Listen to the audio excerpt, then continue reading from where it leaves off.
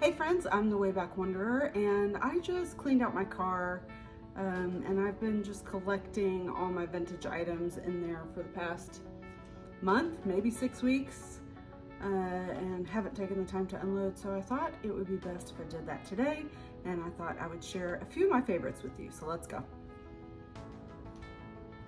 Okay, first off, we all love mid-century, and I found this really cool serving dish. It's what's it called? Melamine.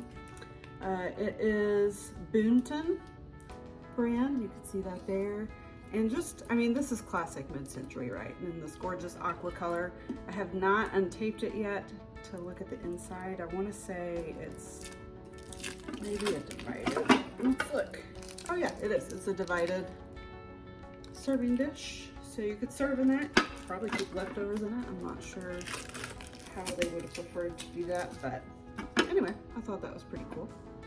Let's see, up next we have quite a few little things. One, I'm a sucker for little bowls. I will be keeping this for myself. This one's Fire King. I'm kind of obsessed with this kind of era of Fire King right now. I just got a casserole dish that's bright red. I've got some canisters that I have listed for sale that I secretly want to keep, and so I'm probably just gonna maybe do that, that are red and blue. Anyway, these primary colors, milk glass, love them. So anytime I see little bowls like this, I pick them up. We've got this copper butter dish. It's very lightweight, just really simple, but I just thought that was a really neat piece. And how about this old jar full of glass beads? I'm pretty excited about them. They've got a tag that looks like they're probably from the 60s. I haven't gotten into these yet, but look, oh my gosh, so many beads. Marjorie brand, made in Czechoslovakia. So yeah, these are glass seed beads. I'm pretty pumped about those, and that color is gorgeous, isn't it? I love those. I've also acquired like 20 of these bottles. So these are Pep Up soda bottles, which I think I saw online. I had to look it up. I think it was a strawberry soda. But this is from Dragon Bottling Company in San Antonio, Texas. Largest bottle for 5 cents. Anyway, I've got a bunch of these, and I will be selling them either individually or maybe in pairs on eBay and probably Etsy. Okay, I was super excited. I love to find just the right mugs. These are likely from the 70s.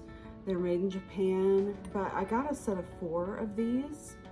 They're smaller mugs, so they're not the big, huge ones like we have today. But these are there's 4 of these in great condition. I just love the finish on these and the detailing and the color. I mean, everything. Aren't those great? I kind of also have a thing for picking up old glasses, and I thought these were cool. Really cool. These are probably 60s or 70s. I don't know. I don't know when they are. Could be later. Could be the 80s, 90s. But I thought kind of the half coloring, really cool. And vintage glasses are just a thing that I love to buy.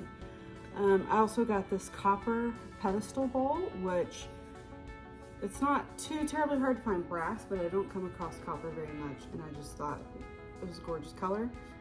I especially like copper. At my house, I've got kind of those teal colored walls, and I think copper just looks awesome with any kind of blues. So that was fun. Speaking of blues, I picked up a couple little things. Here is a little apple trinket box that I thought was really neat. I don't know if this is technically cloisonné. I don't think it is. I think the gold is painted on, but either way, I just thought that was really sweet and special. It's enamel all over. It's got the brass stem and detailing. It doesn't have any information on it, but I just thought it was beautiful for rings, things like that. So this will be on Etsy. And also in the color blue, I picked up this little cat that I thought was so cute, kind of folk art-ish. I don't know, I'm guessing maybe it was a pen holder. It's got this little insert in the top that maybe I have in backwards, I don't know. But It's got little holes in it, I guess for pens, paintbrushes, tiny toothbrushes. This says Nancy Lopez Ink 1978. So I just thought that was super cool, the painting all over. It was very unique. I've never seen anything quite like that. And then also I got this little plate. This is an enamel plate. It was made in China. Doesn't have any other information on it, but I just thought the artwork, I thought that would make a great little trinket dish for your rings, for a little soap, something like, I probably wouldn't put soap on it just because it's hand painted. You can see the paint details on here, but I thought that was cute. Next up, I don't always pick up crocheted stuff, but I thought these like pot holders, there's 3 of them in the same design. I picked these up at a garage sale, I believe. And every time I see these kinds of things, Afghans, I just think about how much time somebody spent on these. And they're just cool and nostalgic. So I thought those were a fun pickup. I also like to get little votive candle holders. This one, it was just unique because of the light blue, and then it's kind of a frosted glass, so I thought that was neat. I am a sucker for stationery, and I thought this was really cool. Maybe late 60s, early to mid 70s, flower power kind of stationery. And it appears to be new. It's from the Mead Corporation. It's got envelopes and paper, or maybe just envelopes. Oh, it's just envelopes. But anyway, how cool are those? I love them.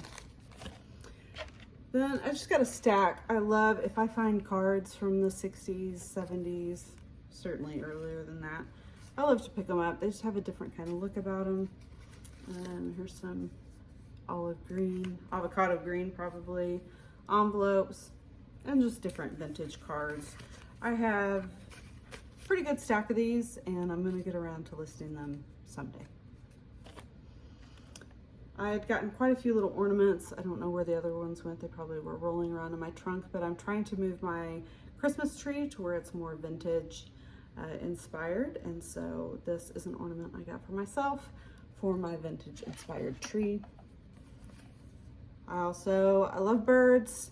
I don't know if I'll keep this, but you know, if I see old books with cool graphics, imagery, I'm gonna pick it up. And this will probably be cut up and sold as paper ephemera at some point. Again, I have a ton of it. And one of these days I'm gonna list it all, and it's gonna be so cool when I get to it. And then I have this bowl here. Not bowl, basket bowl. Anyway, it's a good size, and I just thought, what a cool centerpiece for your table or something like that. It's in pretty good shape, and it's even got the stand so it can sit flat on the table. I thought that was a neat basket. Only a couple things left on this. I had to look up what it is. This is a vintage little flag for the Good Sam Club, and I think this is actually kind of like a camping club or something. I think it still exists, but I was not able to on the internet find a flag that was this old. So it needs some work. It needs to be cleaned up. It's still on a stick, but it's a 2-sided flag, and I thought it was pretty cute. And finally, I got a good number, and I'm picking up more tomorrow, of these kind of community church cookbook kind of things where everybody, this one's called First Church Gourmet, where everybody put in their favorite recipes and in a whole collection.